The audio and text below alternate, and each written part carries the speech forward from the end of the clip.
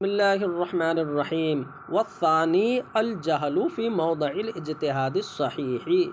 او فی موضع الشبہۃ وانہ یصلح عذرا وشبہۃ۔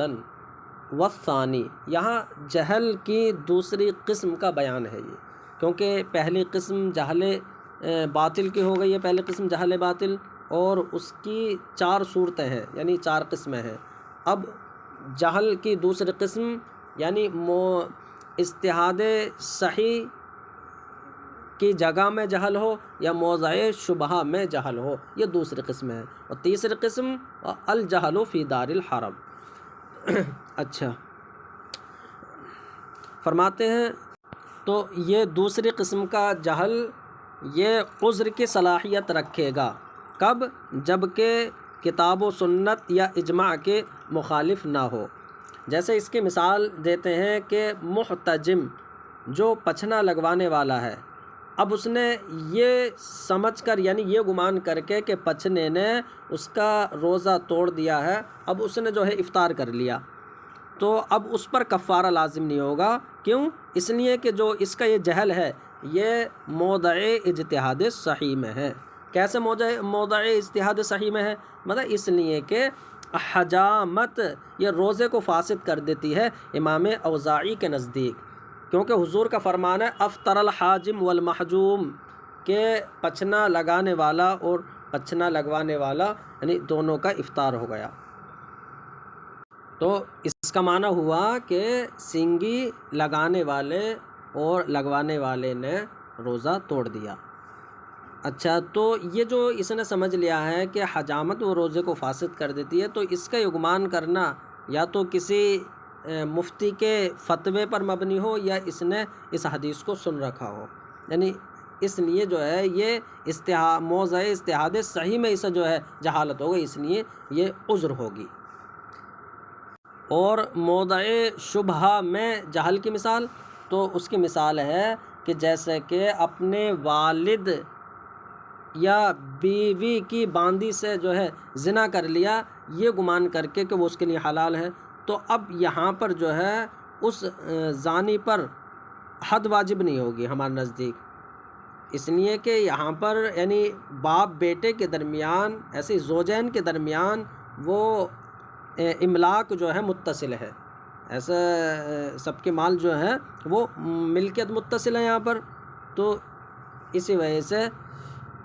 یہاں اشتباہ ہو گیا کہ وہ اسے اپنی محل سمجھ بیٹھا، تو جہل جو ہے یہاں شبہ کے طور پر ہوگا، تو شبہ کی جگہ میں جہالت ہوا نا، تو یہاں پر جو ہے اسے معذور رکھا جائے گا اور حد جاری نہیں کی جائے گی۔ فرماتے ہیں کل محتجم، جیسے کہ پہلی کی مثال کہ پچھنا لگوانے والا اذا افطرا علی ظن انہا، وہ افطار کر لے اس گمان پر کہ انہا افطرت ہو، انہا میں حاضمیر یعنی ان الحجامتا افطرت ہو، کہ حجامت نے اس کے روزے کو توڑ دیا ہے۔ وَكَمَنْ زَنَا بِجَارِيَةِ وَالِدِهِ أَوْ زَوْجَتِهِ، یہ موضع شبہہ میں جہل کی مثال ہے، جیسے کہ اپنے والد کی باندی یا بیوی کی باندی سے زنا کر لیا، عَلَى ظَنِّ أَنَّهَا تَحِلُّ لَهُ، اس ظن پر کہ وہ اس کے لیے حلال ہے۔ فرماتے وَالثَّالِثُ الْجَهْلُ فِي دَارِ الْحَرَبِ مِن مُسْلِمٍ لَمْ يُهَاجِرْ وَأَنَّهُ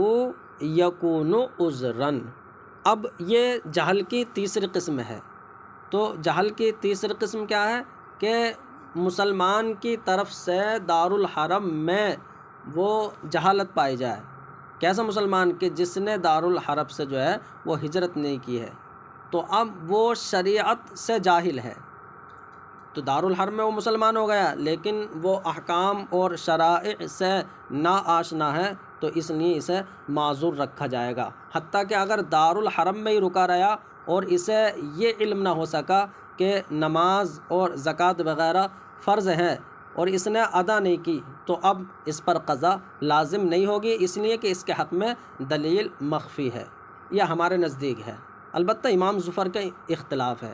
تو اس کے حق میں دلیل مخفی ہے نا، وہ دلیل کیا ہے کہ وجوب صلاۃ یا وجوب زکوٰۃ تب ہوتا ہے جبکہ خطاب پایا جائے، اور چونکہ خطاب یا تو حقیقتاً پایا جاتا کہ یہ سن لیتا،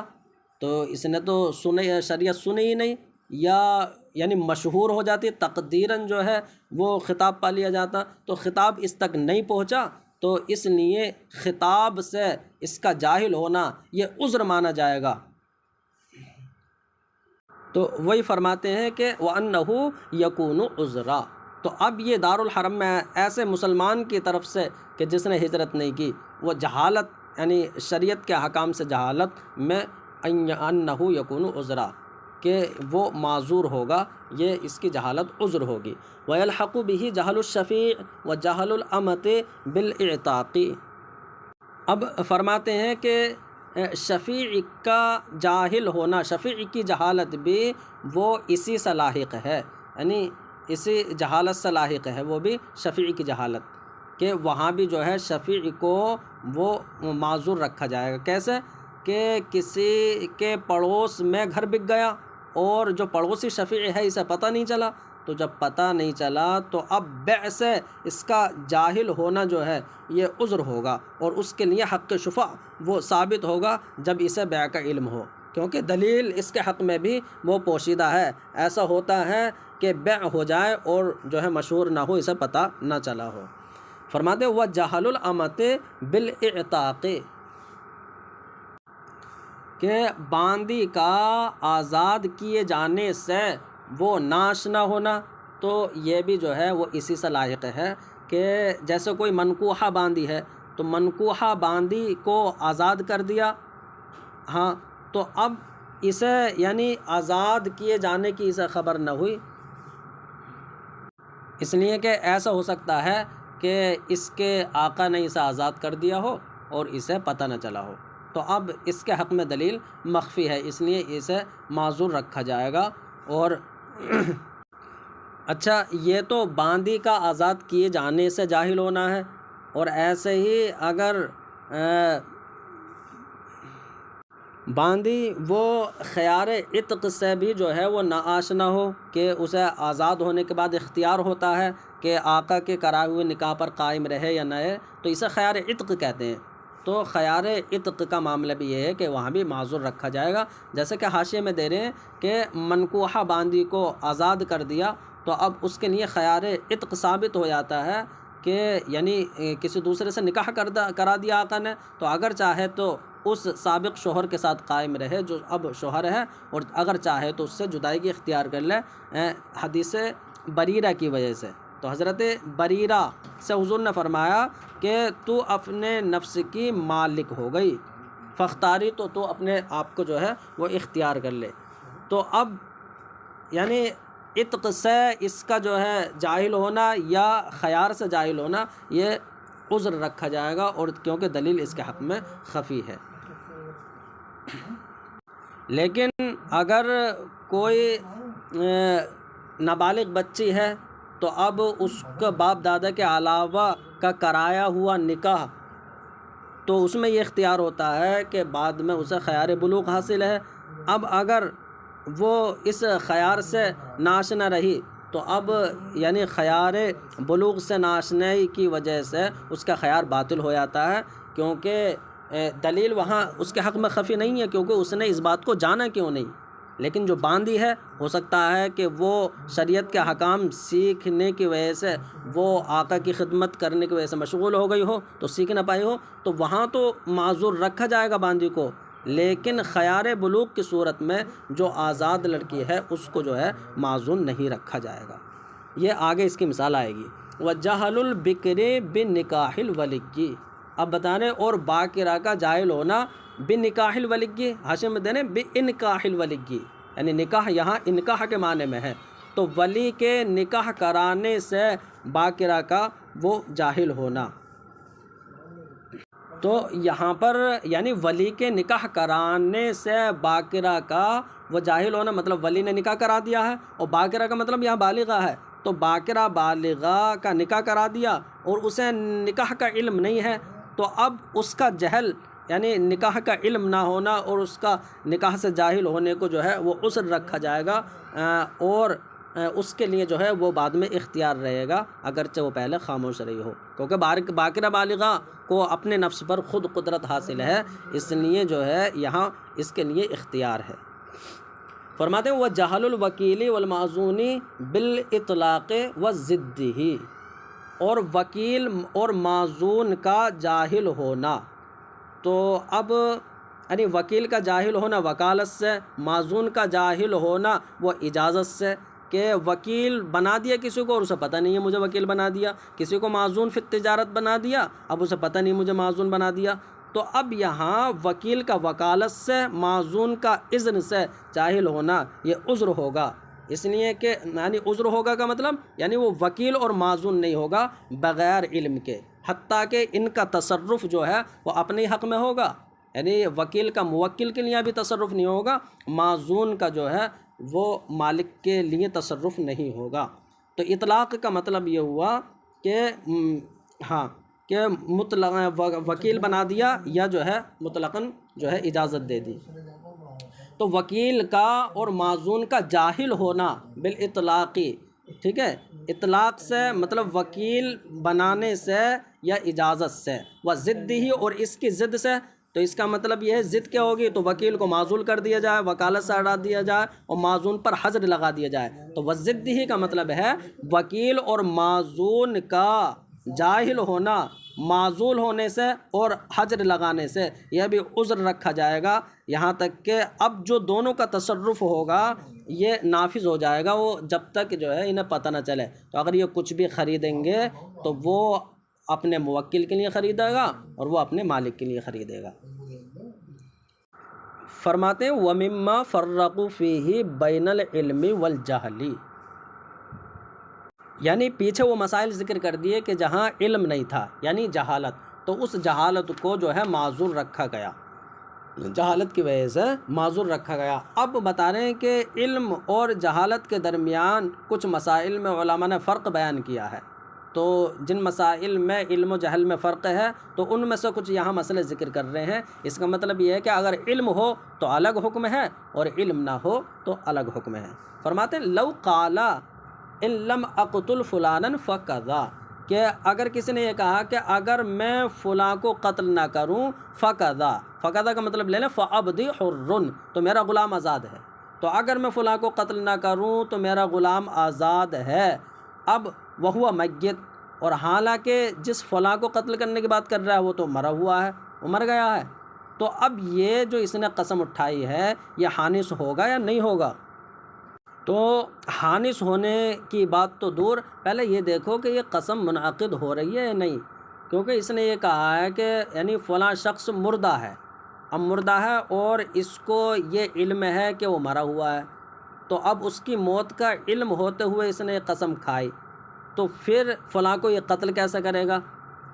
تو یہاں پر تو قسم نافذ ہی نہیں ہونی چاہیے، منعقد نہیں ہونی چاہیے، لیکن بتا نہیں، ایسا ممکن ہے کہ خرق عادت کے طور پر وہ زندہ ہو جائے، تو اس کا زندہ ہونا ممکن ہے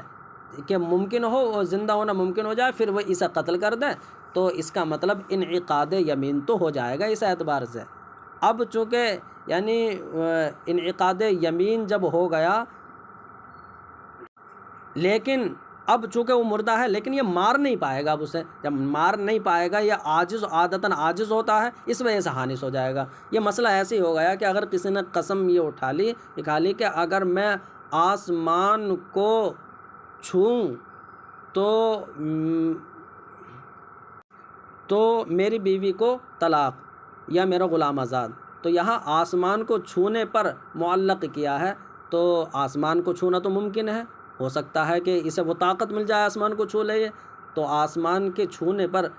قسم اس نے معلق کی ہے، تو اب اس صورت میں یہ قسم تو منعقد ہو جائے گی، البتہ چھو نہیں سکتا، اس لیے حانث ہو جائے گا۔ فرماتے ہیں کہ علم اقتل فلانا فکذا،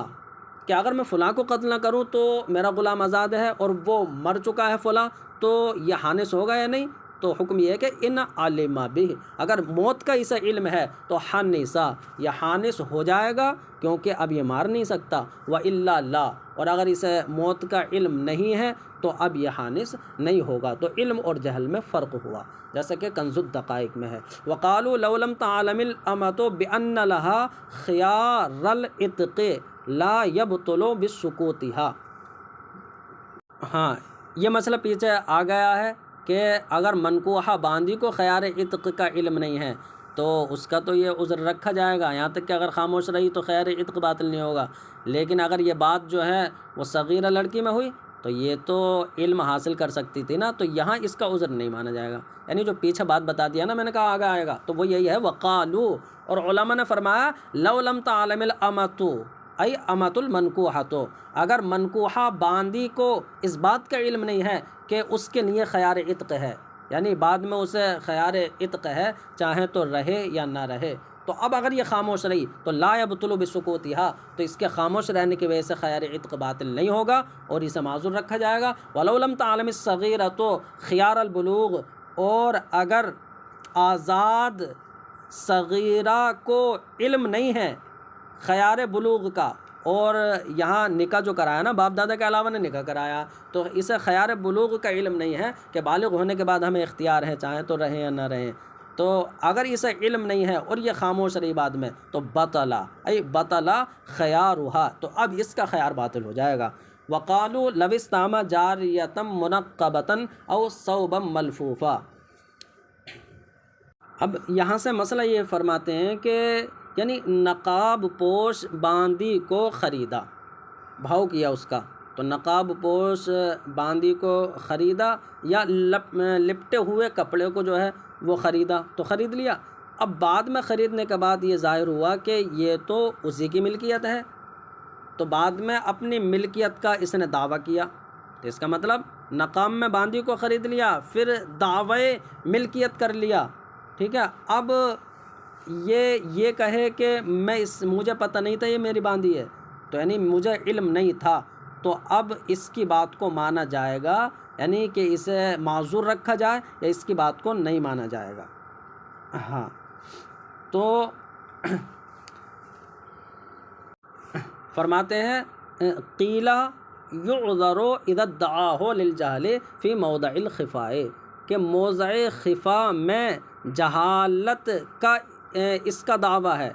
اگر اس نے اس بات کا دعویٰ کیا ہے موضع خفا میں جہالت کی وجہ سے کہ مجھے یہ معلوم نہیں تھا، تب یعذر، تب تو اسے معذور رکھا جائے گا اور اس کی بات کو قبول کر لیا جائے گا، یعنی وہ اس کی ملکیت مان لی جائے گی۔ وقیلا لا، اور یہ بھی کہا گیا کہ لا، اس کی بات کو نہیں مانا جائے گا۔ والمعتمد الاول، لیکن قابل اعتماد قول وہ پہلا ہے کہ یعنی موضع خفا میں جہالت کی وجہ سے اگر اس کا دعوی ملکیت ہے تب اسے معذور رکھا جائے گا اور اس کا یعنی بات کو قبول کر لیا جائے۔ لیکن حاشیے میں ہم دیکھتے ہیں کہ امام محمد فرماتے ہیں کہ اس چیز کو دیکھو وہ چیز کہتی ہے، تو اگر وہ ایسی ہے کہ بھاؤ کے وقت جس کو پہچان لیا جا سکتا ہے، جیسے کہ سامنے نقاب میں کھڑی ہوئی باندی ہے تو اسے پہچان لیا جائے گا نا کہ یہ میری باندی ہے کس کی ہے، تب اس کی بات کو قبول نہیں کیا جائے گا۔ ہاں اگر سامنے والا مدعا علیہ بھی تصدیق کر دے کہ ہاں انہوں نے نہیں پہچانا ہوگا تب بات مانی جائے گی، ورنہ بات کو نہیں مانا جائے گا۔ لیکن اگر چیز ایسی ہے کہ جس کو پہچاننا ممکن نہیں ہے، جیسے کہ رومال میں کپڑا یا باندی یعنی بیٹھی ہوئی ہے، اس کے سر پر جو ہے وہ پردہ ڈلا ہوا ہے کہ کچھ دکھائی نہیں دیتا، تو اب صورت ایسی ہے تب اس کی بات مانی جائے گی، تو یہ تفصیل ہے۔ وقالوا یعذر الوارث والوصی والمتولی بالتناقض للجہل، فرماتے ہیں کہ وارث کو معذور رکھا جائے گا، علماء نے فرمایا وارث کو معذور رکھا جائے گا، وصی کو معذور رکھا جائے گا اور متولی کو ذمہ دار کو معذور رکھا جائے گا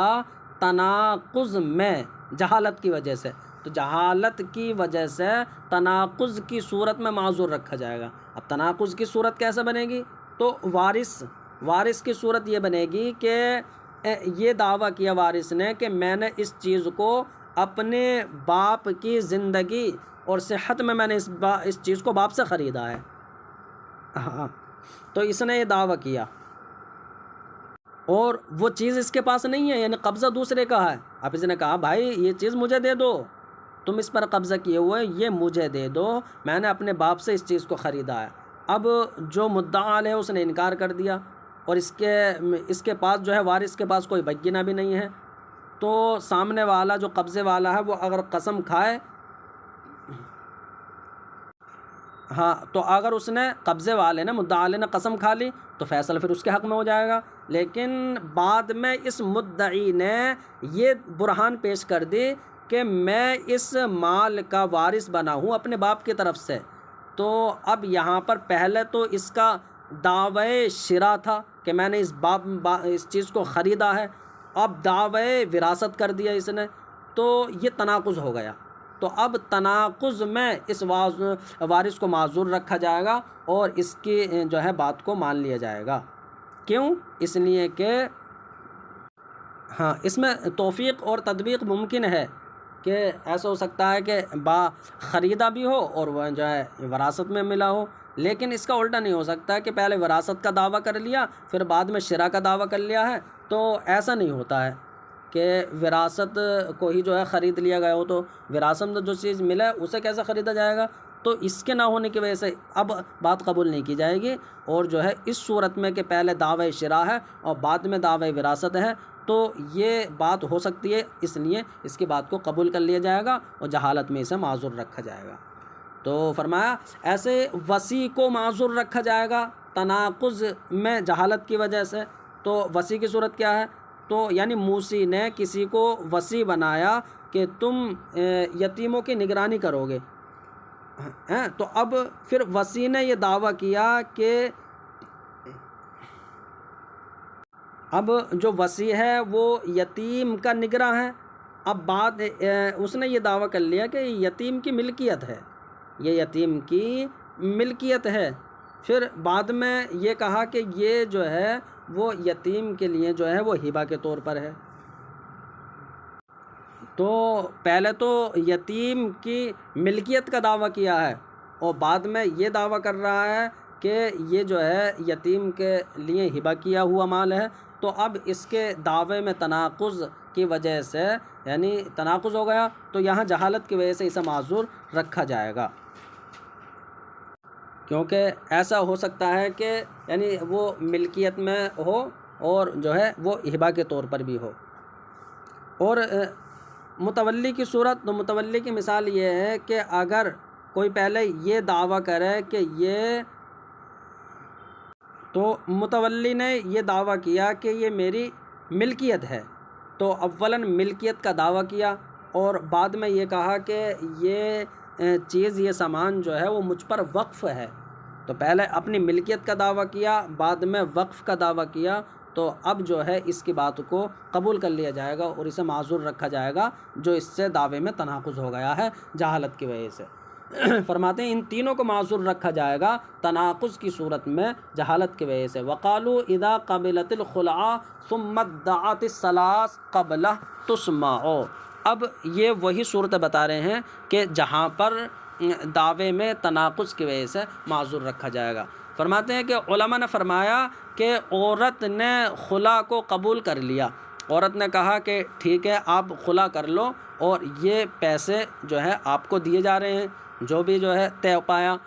اب بعد میں عورت نے یہ دعویٰ کیا کہ تم تو جو ہے مجھے طلاق دے چکے ہو 3، مجھے پتہ نہیں چلا تھا، تو بعد میں اسے پتہ چلا ہوگا 3 طلاق کا، تو 3 طلاق کا دعویٰ کیا اس نے کہ تم نے پہلے 3 طلاق دے دی ہے، تو اس کا یعنی خلا کو بھی قبول کر لیا ہے اور 3 طلاق کا دعویٰ کیا ہے، تو اب یہ جو تناقض ہوا ہے اس سے، تو اسے تناقض میں یعنی جہالت کی وجہ سے معذور رکھا جائے گا۔ ایسا ہو سکتا ہے کہ شوہر نے طلاق دے دی ہو اور اسے پتہ نہ چلا ہو، کیونکہ شوہر جو ہے وہ طلاق میں مستقل ہے۔ فرماتے ہیں کہ تسمعو، اس کی عورت کی بات کو سنا جائے گا۔ فَإِذَا بَرْهَنَتْ، تو جب یہ برہان پیش کر دے اپنے دعوے ثانی پر، جب اس نے برہان پیش کر دیا تو اس تردت البدلا،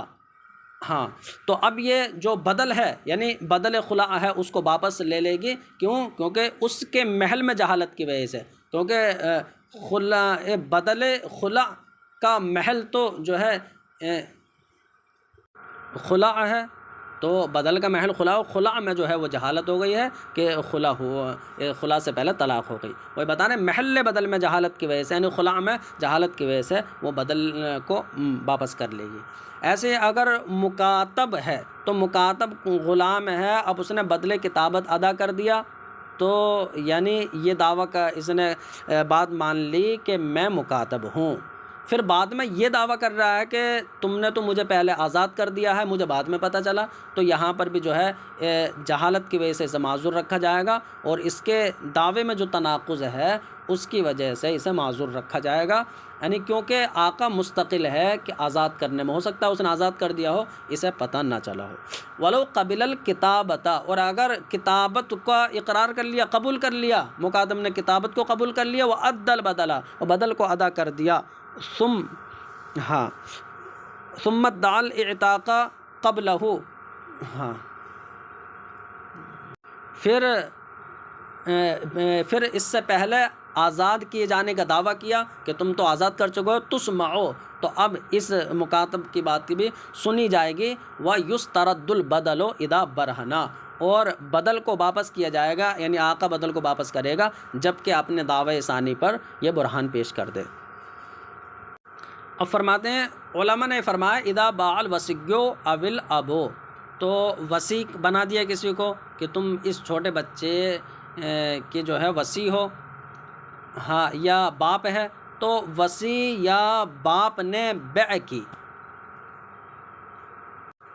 چھوٹے بچے کے مال میں، مطلب چھوٹے بچے کے مال کو بیچ دیا، ثم ادعى انه وقع بغبن فاحش،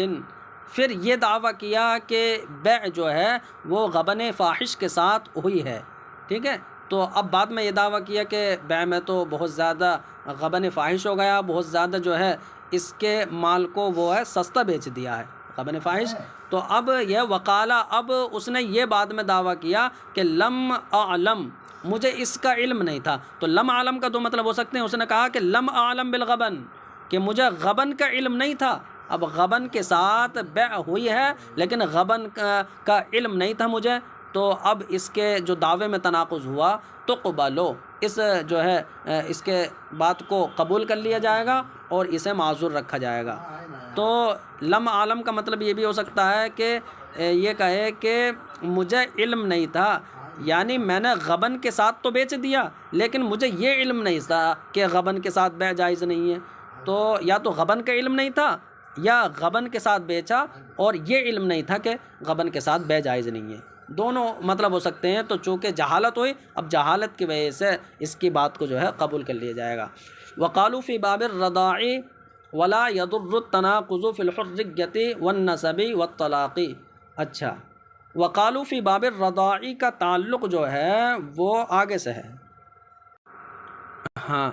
یہ ہے کہ باب الرضاع میں جو علماء نے فرمایا وہ یہ فرمایا کہ ان الجہلہ، یہ مقولہ ہے اس کا، تو باب الرضاعت میں علماء نے فرمایا ان الجہلہ معتبر عندنا لدفع الفساد، یہ حاشیے میں دے رہے ہیں کہ تعلق جو ہے یہ مقولہ ہے کہ جہل ہمارے نزدیک معتبر ہے وہ فساد کو دفع کرنے کے لیے، تو فساد یہاں ہو رہا ہے تو فساد کو دفع کرنے کے لیے ہمارے نزدیک جہل کا اعتبار کیا جاتا ہے۔ فلا ضمانہ علی الکبیرۃ لو جہلت ان الارضاع مفسد، تو اس کا مطلب یہ ہے کہ فساد کو دفع کرنا ہے، تو اب اگر کسی کی دو بیوی ہیں، ایک دودھ پیتی بچی ہے اور ایک پوری عورت ہے، تو اب اس عورت نے اس چھوٹی بچی کو دودھ پلا دیا، تو اب اس صورت میں دونوں حرام ہو جائیں گے اس کے لیے، تو اب اس کبیرہ جو بڑی والی بیوی ہے اس پر ضمان ہوگا یا نہیں ہوگا؟ بتانا اگر یہ جاہل تھی، یعنی اسے پتہ نہیں تھا کہ دودھ پلانا وہ مفسد نکاح ہے، تو اگر یہ اس سے جاہل تھی تب تو ضمان نہیں ہوگا، ورنہ جو ہے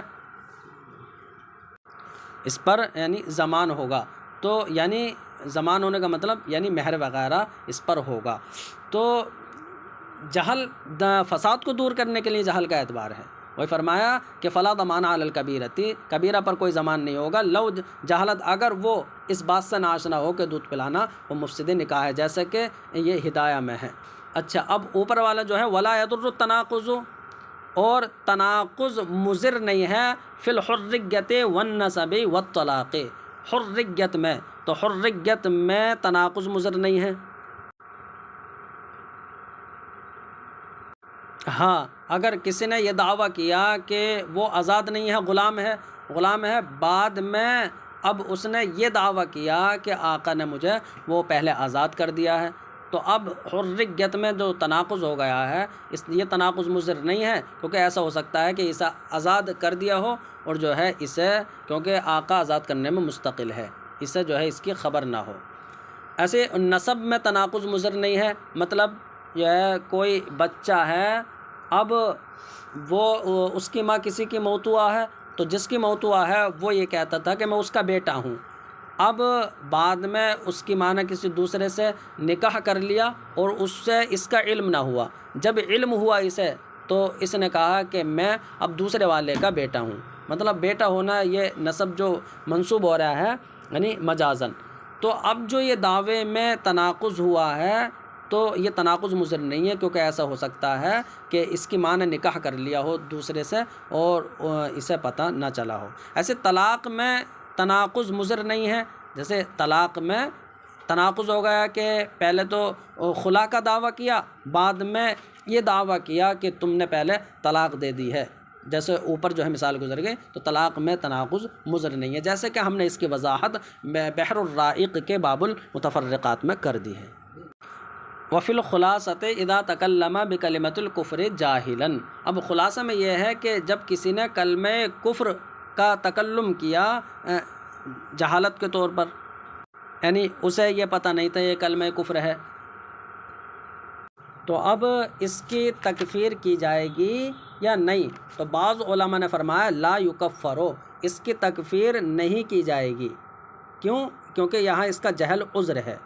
اور اسی پر فتویٰ ہے، کیوں؟ اس لیے کہ مفتی تو یعنی اس بات کا مامور ہے کہ وہ اس قول کو دیکھے کہ جو تکفیر کو واجب نہ کرے۔